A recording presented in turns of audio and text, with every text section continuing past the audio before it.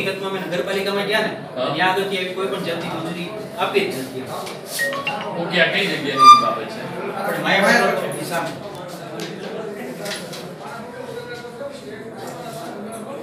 ₹2 લાખ રૂપિયાનું સાહેબ નુકસાન કર્યું છે. રોડ આખા ખોદી નાખ્યા ને બ્લોક ડામર રોડ આખો કઈ જાય 26 હવે સાહેબ ચીફ ઓફિસરને રૂબરૂ ફોન ઉપર રજૂઆત કરી કે તમે આમાં કાયદેસર કાર્યવાહી કરો, કારણ કે મંજૂરી વગર આ કામ કરે નાના માણસો જ્યારે મંજૂરી લેવા જાય તો નકરા પૈસા ભરાવતા હોય છે. કઈ નહીં, હું આનું તમે જે સાહેબ એમાં તકલીફ કેવી છે? એક તો અત્યારે ગ્રાહકી કઈ છે નહીં, બેરોજગારી છે, બરાબર. અત્યારે દુકાનો. મારું નામ પઠાણ શોએબ ખાન હનીફ ખાન છે અને હું તળાજા શહેરની અંદર નગરસેવક છું.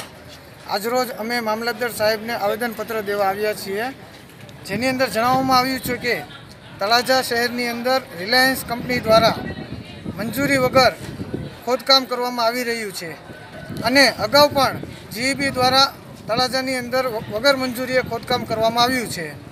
તો અમે મામલતદાર સાહેબને એ જણાવવા માંગીએ છીએ કે તળાજા નગરપાલિકાની અંદર કામ કરતા કર્મચારીઓ દ્વારા આ બાબતનું ધ્યાન રાખવામાં આવતું નથી અને તેઓ નહીં બોલાય ભાઈ.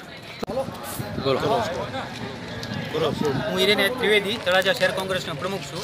છેલ્લા 5 દિવસથી જીઓ કંપનીના કોન્ટ્રાક્ટર દ્વારા તળાજાની અંદર ખોટી રીતે ખૂબ જ મોટા પાયે ખોદકામ કરવામાં આવ્યું છે. એમાં લાખો રૂપિયાનું નુકસાન ગયું છે. અમે લોકો ત્યાં સ્થળ ઉપર ગયા અને એને પૂછ્યું કે તમે આ બાબતની કોઈ મંજૂરી લીધી? તો એને કીધું કે હા અમે મંજૂરી લીધી, પણ અમે નગરપાલિકાની તપાસ કરતાં આ લોકોએ કોઈ પણ જાતની મંજૂરી વગર આ કામ કરેલું છે. એટલે અમે આવેદનપત્ર આપવા આવ્યા છીએ કે ચીફ ઓફિસર તાત્કાલિક આ લોકો જીઓ કંપનીના કોન્ટ્રાક્ટર સામે કાયદેસર કાર્યવાહી કરી અને તત્કાલીન એની સામે પગલાં ભર્યા, જેની માટેથી આજે અમે આવેદનપત્ર આપવામાં આવ્યા છે.